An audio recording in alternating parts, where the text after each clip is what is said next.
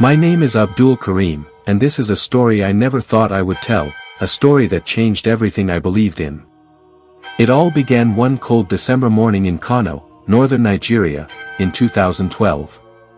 The streets were quiet, the air dry with dust, and the whispers of Christmas filled the air. I hated it. Back then, I was part of a small local militant group, young men consumed by anger and blind loyalty to a twisted belief that violence would please God. We were told that Christmas was an insult to our faith, a day that needed to be silenced. I believed them. I was 29 years old and thought I was serving heaven.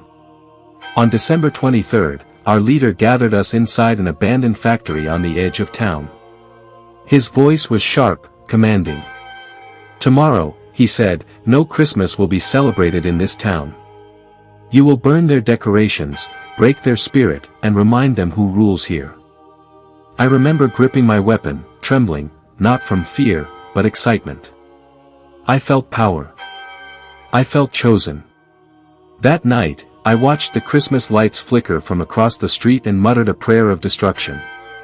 But what I didn't know was that God was already watching me, and He had a plan that would expose my blindness and open my eyes forever. The morning of December 24th arrived like a storm. We rode into town on motorcycles, faces covered, hearts darkened. People were gathering at the small local church, dressed in bright clothes, singing songs I didn't understand.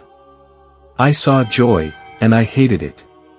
We stormed the place, shouting. People screamed. Some fled into nearby houses. Others dropped to the ground, crying and praying. I kicked open the church door and shouted, "Stop this madness. There is no place for this in our land." An elderly pastor stood calmly near the altar. His eyes met mine, full of peace. He said quietly, "Son, God loves even those who fight Him." Something in me shook. Just for a second. But I pushed it away, shouting louder. We smashed chairs, tore banners, and poured kerosene over a wooden cross. The flames rose high, and smoke filled the air. Then something happened. The fire that I started suddenly turned blue, and a strange wind swept through the building. The kerosene spilled on my hands, but it didn't burn me. Instead, I felt a coolness, like water running over my skin. The others ran out screaming, but I froze. My body trembled as I heard a whisper in my mind. "Abdul, you are fighting the wrong enemy." That night, I couldn't sleep. The whisper kept repeating in my head, over and over again. I saw the old pastor's face every time I closed my eyes.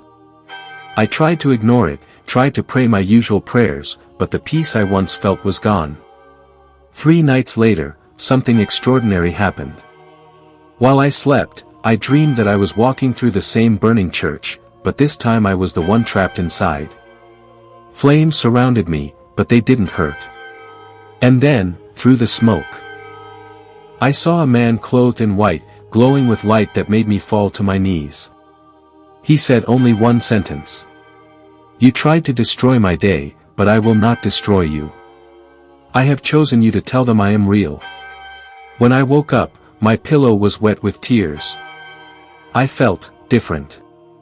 I didn't understand it, but my heart was broken.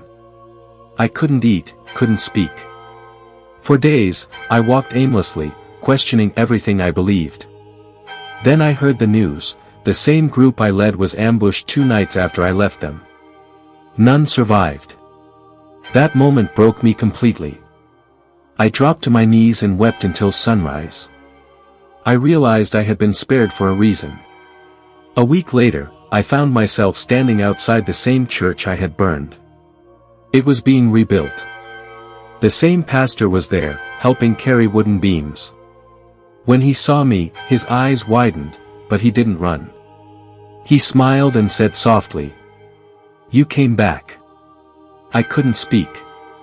I dropped to my knees right there in the dust and began to cry uncontrollably. I told him everything, the fire, the dream, the whisper. He placed his hand on my shoulder and prayed.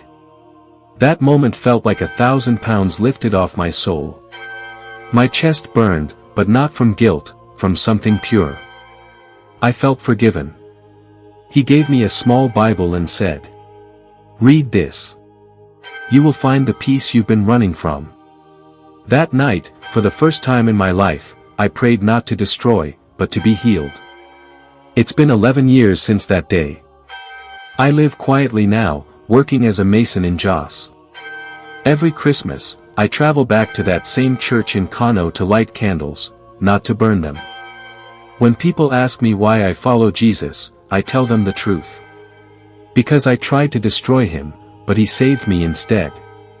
God turned my hatred into peace, my anger into tears, my violence into testimony. And today, when I stand before crowds and share my story, I always say, you can fight the truth, but you can't stop the truth.